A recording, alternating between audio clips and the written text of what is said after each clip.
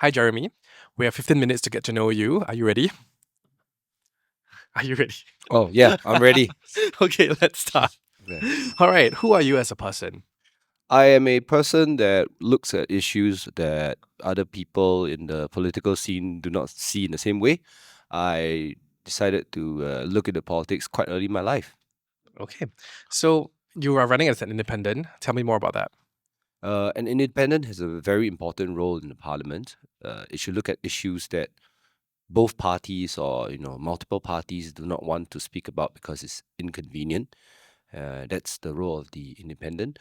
In my recent walks with my constituents and residents of Mountbatten, I've learned that many people within the residents network and all the youth network, people want change as well. So an independent needs to go down and dig out these issues that are not party related and talk about them.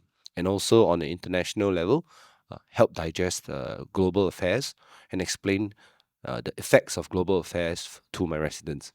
Got it. Mm. So I guess a lot of people say that when they enter politics, obviously there are huge institutions like the PAP, the WP, the SDP, and the PSP.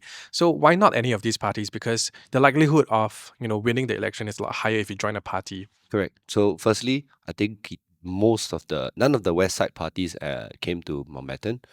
Secondly, as I've been saying for a while now, I tried to join the Workers' Party, and specifically, I had to tell Pritam Singh that I had an intention to volunteer. When I was volunteering, I told him my intention to run as an independent in Mountbatten. He told me that nothing would change my mind. So I asked him, okay. So he said that this is because you don't want people to go into the party system and then run off and do things on their own. So I accepted that. And I was getting scolded quite a bit on the internet, right? For saying, oh, why is this guy so howlian? Why you go join, never join a party? And then it turns out I did try to join a party, and the party that I tried to join did not even run in my constituency, Marine Parade. So there was almost a walkover until I decided to step up and join as an independent. Right, as in Mountbatten. No, because the walkover happened in Marine Parade, right? Oh, okay, Yeah, okay, yeah. okay. And that's where I live. Yeah. Right, right. So, in terms of politics, like why politics, right? Because there are so many ways that you can contribute to society as well. At some point in time, I think that the change that I want has to come from legislature, Okay, and the change that I'm looking at is to finally decouple the payment side of things, which is CPF, and the housing side of things, and stop thinking of the HDB as a retirement asset, because really all we are doing is treating the next generation of Singaporeans as the retirement asset. We are asking them to buy our houses so that we can retire. okay. Mm. So, in your personal branding, whether it's on your website or even your logo, right? Mhm. You are very closely associated to Bitcoin. Mm. I personally actually don't know much about Mm. Bitcoin. Let's talk about that. Like, why the close association to like cryptocurrency? Is it crypto? No, I have to be very specific that I only care about Bitcoin. Okay. And the whole purpose of doing this is to actually open up our eyes to see, as Singaporeans, that we work so hard, we use all our energy to generate savings. We just want the savings to be durable and finite. We just have to think about where we want to put our savings in an inflation-proof manner of growth. We must open up that discussion, and that is why Bitcoin is brought up, right? Amidst the growth of 44% in HDB resale prices over the last 5 years, the other thing that's happening is 80% of all American dollars that ever existed was printed in the last 5 years. They are connected. When America is irresponsible, Singaporeans suffer because global money flows into Singapore in the forms of property and other investments. We need to stop thinking about land for Singaporeans as a retirement asset. Okay. And if you get elected and you go into parliament, Mm. will that be the key issue that you'll be pushing forward, or what other things can we look forward from you? That would definitely be the key and the core issue of what I push for. But I also push for things that you also enjoy, Joe, like strong Okay. sour at 11 p.m. Eh. Okay. Yes. Yes, and also constitutional changes to our EBRC three-man and member constituencies being more at the forefront and not 5 4-person GRCs. I also focus a lot about AI and robotics reform. We need to have that earlier in our education system, sales, financial literacy, and entrepreneurship classes as well. All right. So I think it's very clear what you stand for. So I just wanted to get to know you on a personal level as well. Like, tell me about your maybe personal history or your professional history Mm. and how all of those experiences contribute to who you are today. I used to run a few businesses. I bootstrapped them. I grew up with the mentality that I had money anxiety because I did not grow up in a very well-to-do family, and sold my one of my businesses in 2021, and been trying to think about politics ever since. I have three beagles, and we take frequent walks in East Coast Park. So I understand the dog owners and the dog owners' requests and their desires for more dog facilities and legislation, and that's why I also brought up certain of those policies. I live 600 meters outside Mountbatten Road, so I'm always going back and forth to observe my grounds, walk my grounds, without even needing to see a complaint or an email come. I will be able to observe the grounds and how it changes and what the people need because I live and breathe Mountbatten. Mm. Mm. So when we talk about qualities or personal traits, right?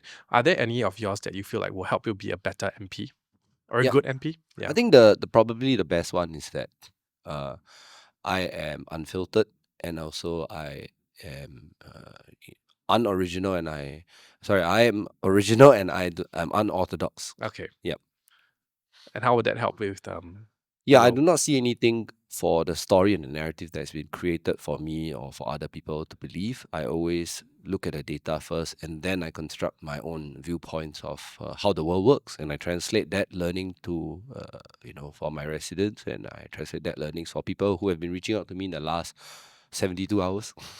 Fair. So apart from that, is there a belief that you have or a value that you have that you feel like is very important to you? I believe that Singapore must think independent. We reside in an area where we depend on heavy trade flows from American dollars and also from Chinese goods. So we need to think about ourselves as independent, and we need to think about survival. When I mention things like Bitcoin is a two-pronged approach to having insurance policy on American irresponsibility. Bitcoin is also a good way for us to think about how to save in inflation-proof assets without the harm of any currency that could potentially be volatile. Mm. Okay. And if you enter parliament, Mm. what sectors of society are you hoping to represent? I would love to represent people who have retirement inadequacy. I would love to represent the youth who have problems buying houses. And I think those two things are intricately linked. In Mountbatten, we have a population where the youth really enjoy the sports in Kallang Wave Mall and along Tanjong Ru. We have canoeists there, but we also have the elderly taking strolls in East Coast Park. The whole point of running Mountbatten is because I understand sports, fitness, and healthcare is our second largest spending item. I want to encourage people to work out more and be part of their community. Understand.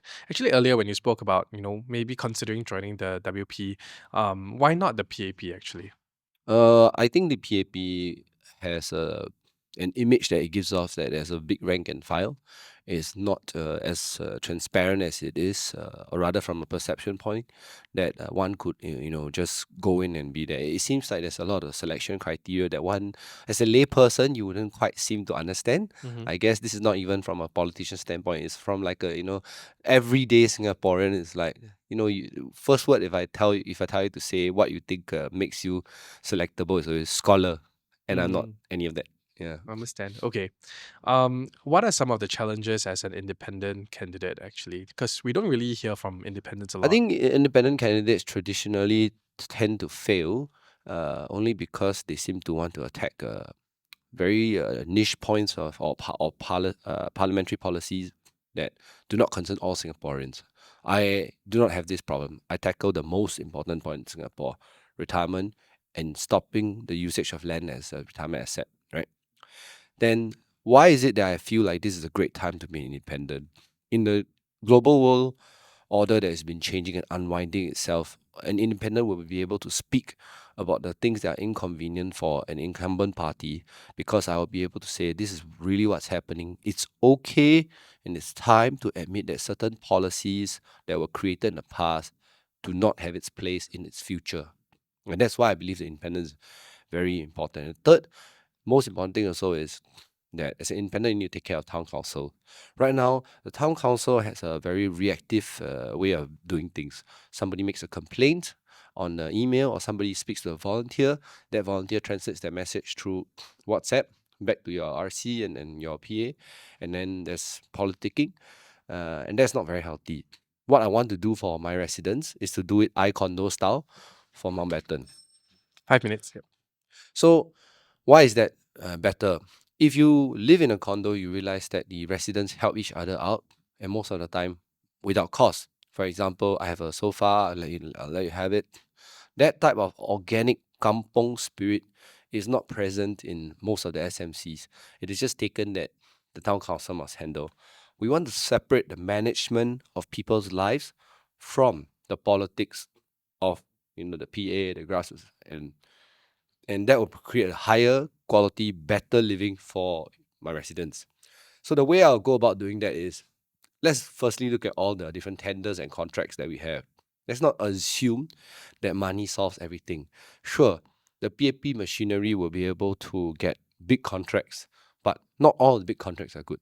We should also have tenders that look at up and coming firms, young entrepreneurs that really want to service town councils well. And I believe the PAP would love for me to work together with them very closely. And I'm speaking about Marine Parade Town Council. The reason is because I think they don't want to be seen as, bullying opposition or trying to make things hard for the residents just because they did not vote for the PAP. And after all, in my fight right now, we are doing a newbie to newbie fight. I believe that the best idea should win, and that for her candidacy, Ms. Go, we should have a thorough time working together to make the residents' life better. It's about Singapore winning, not about her or myself. Mm. So I guess when it comes to parties, there's very clear slogans, or election campaigns or manifestos. So what is, if you were a party, what is your slogan? So you see here, right? In Chinese, it's 退休不是疲倦. In English, that would be retired, not tired. Being retired means having the freedom to seek out the happiness that you want. Being retired is about wanting to find out, as at any point in time, what would make you feel at peace with yourself. And that's the point of being retired. It's not about having money or just sitting around watching Netflix, scrolling TikTok, right? It's about discovery of your true potential and your happiness. Yep.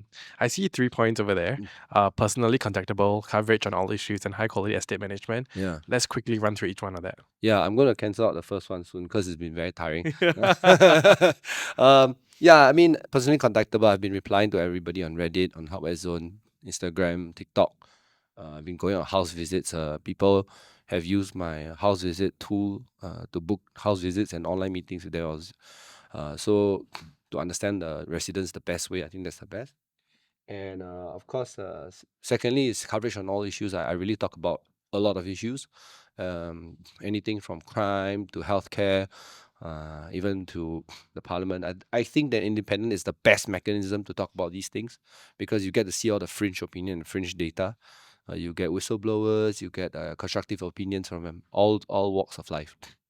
And of course, the last one would be, when I say about high quality estate management, I'm really talking about looking at the managing of the constituency in the form of a business. I bootstrap all my businesses. I look at how funds should be spent well, not how much funds I can get. What does the ideal Singapore look like to you? An ideal Singapore to me looks like one where we stop thinking about each other with an asset price. All right, we do not have land pricing attached to hospitals and public schools because we consider them to public goods. We must think of Singaporeans as real people, and real people should not have a dollar tag attached to them, because really we're not selling HDBs back to the HDB as a retirement asset. We're selling it to other people. Yep. All right. And what do you want voters to remember about our conversation today? I want Singapore to remember that this issue bothers all of us. I am very specific in not writing any policies that spend money. I'm very specific in writing policies that save money. I don't think that political parties can spend money better than the PAP. The PAP has access to the PA network, grassroots, 资源, 银行公司, 大花馆. and they know the problems. The question is whether or not are we going to finally change our mentality, because the HDBs and the CPF system were created in a time where incomes were 30 years guaranteed and people were going to die at 60 years old. So this is what I want to leave my residents with. Vote for me. Vote for Jeremy Tan. Very nice. On the dot.